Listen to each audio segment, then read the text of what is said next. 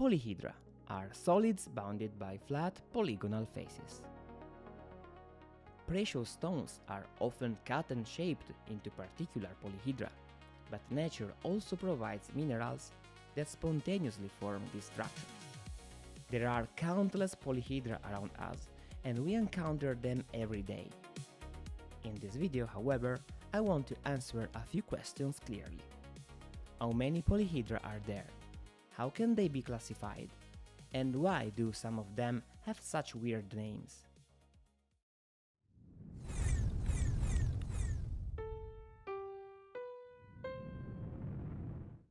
Even Homo habilis, while shaping flint tools, probably realized in its own way that there are infinitely many polyhedra. Every strike of a stone creates a new one. However, these polyhedra are highly irregular, so we will focus on a special class. Polyhedra whose faces are regular polygons, such as equilateral triangles, squares, pentagons, hexagons, and so on. Just like these pieces that I have manufactured. If you would like to make some yourself, I suggest trying PCBWay. I wasn't familiar with this company, which specializes in custom manufacturing and shipping, but I must say I was very impressed. Placing an order is extremely simple. Visit the PCBWay website, upload the file you want to manufacture, choose the quantity, material, and all the other parameters you prefer. You will quickly receive a quotation, and shipping times are very short. Here is the finished product. It has exactly the precision and the durability I requested. Look at how easily the pieces fit together and how smoothly the joints rotate. PCBWay can also manufacture many other products, including printed circuit boards and electronic components. You'll find the website link in the description, along with the STL files needed to manufacture these exact pieces. If you use the referral link, you can also get a discount. It's even possible to manufacture them in color. In my opinion, the result looks much better, but I'm not rich. And do you know why I'm not rich? Because there are terrible people who enjoy my videos but never subscribe to the channel. That's just wrong. Terrible person. Now let's see these pieces. We'll start with a famous and familiar polyhedron, the six-sided die, namely the cube. Can I use it as a starting point to create a new polyhedron? Absolutely. For example, I can remove a square face and replace it with a square pyramid. Here is a little house. This is also a polyhedron. Its faces are regular polygons, and it suggests a way to create new polyhedra. Remove a face and replace it with a different structure. I could also take two different polyhedra and join them along a congruent face. Can you see how much freedom we have when inventing new polyhedra? Without additional restrictions, there are infinitely many of them, all very different from one another, and any complete classification would be a nightmare. Besides, let's be honest, this solid still feels a bit strange. There is something about it that makes it seem less special, as if you could immediately tell that it is assembled from simpler building blocks. It may sound surprising, but making this regular-faced polyhedra more interesting and much easier to classify requires adding only one extra condition. The key property that changes everything is convexity. We will therefore classify convex polyhedra with regular faces. A polyhedron is said to be convex if whenever 2 points are chosen inside it, the entire line segment joining them remains inside the polyhedron. The strange construction we built earlier is not convex. In fact, it is easy to find 2 interior points whose connecting segment partially leaves the solid. We are now ready to answer our first question. How many convex polyhedra with regular faces are there? And how can they be classified? Follow this construction carefully because it will become important later. Take any regular polygon with n sides. Attach an equilateral triangle to each side, then repeat the same construction a second time. The two resulting surfaces can be fitted perfectly together, producing a particular type of polyhedron, known as an antiprism. The antiprism is closely related to the more familiar prism, which is obtained by joining the corresponding sides of two congruent regular polygons with squares. Both prisms and antiprisms are convex polyhedra with regular faces, and they can be built using a regular n-gon as their base. Since n can be chosen arbitrarily large, this gives rise to two infinite families of convex polyhedra with regular faces. What may come as a surprise is that once these two infinite families are excluded, all the remaining convex polyhedra with regular faces, which from now on I will simply call polyhedra, form a finite set. There are only a few of them, and we can examine them one by one. So let's see them.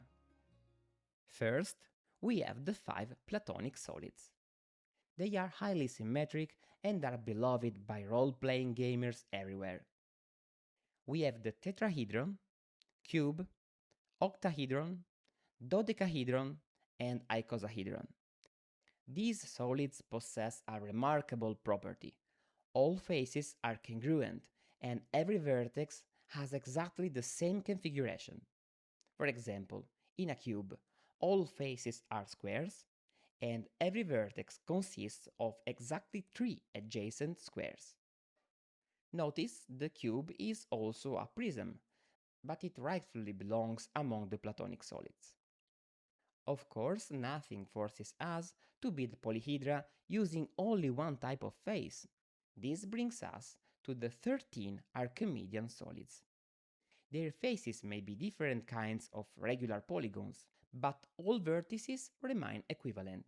For example, the truncated tetrahedron has every vertex formed by one triangle and 2 hexagons. Its name comes from the fact that it can be obtained by truncating the vertices of a regular tetrahedron. Similarly, we obtain the truncated cube, truncated octahedron, truncated dodecahedron, and truncated icosahedron. Starting from these new polyhedra, we can continue truncated vertices to see whether new solids appear. It turns out that the truncated tetrahedron does not generate any new Archimedean solid. In contrast, the truncated cube and the truncated octahedron both lead to the same polyhedron, which for this reason is called the cube-octahedron. Likewise, the truncated dodecahedron and the truncated icosahedron both lead to the same polyhedron, called the icosydodecahedron. Both the cube-octahedron and the icosydodecahedron can be truncated further, generating 2 additional polyhedra whose names simply gain the adjective truncated, and truncating them even further produces 2 more polyhedra whose names acquire the prefix rhombi. If you have been paying attention, you have now seen 11 of the 13 Archimedean solids I promised. We are still missing the snub cube and the snub dodecahedron. Their vertices are formed by 4 triangles and 1 square in the first case, and by 4 triangles and 1 pentagon in the second. Some people might object that there are actually 15 Archimedean solids rather than 13. The reason is that these last 2 polyhedra, unlike all the others we have seen so far, are chiral. In other words, their mirror images cannot be superimposed onto the originals.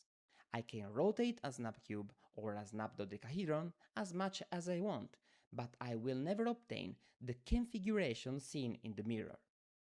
Notice how the triangles are tilted differently around the square. Of course, if our universe were non-orientable, one could take a very long trip, exploit its topology, return here, and superimposed the solid onto its mirror image, but that is another story and one that sounds a bit like science fiction.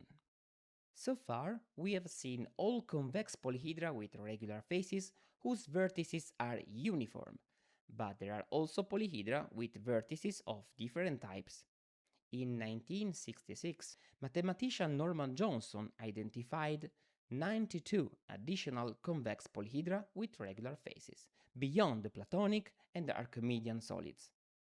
A few years later, mathematician Victor Zalgaller proved that no other convex polyhedra with regular faces exist beyond those classified by Johnson.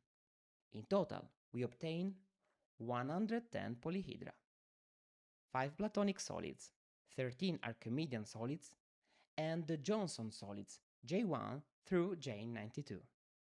To these, we must add the infinite families of prisms and antiprisms. If you would like to explore these polyhedra, take a look at polyhedra.tessera.li. This website allows you to visualize them and quickly understand how Johnson organized his classification. If you are also curious about non-convex polyhedra whose faces may self-intersect, then orchidpalms.com is the right place to visit. You will also find stellations and the Kepler-Poinsot polyhedra there.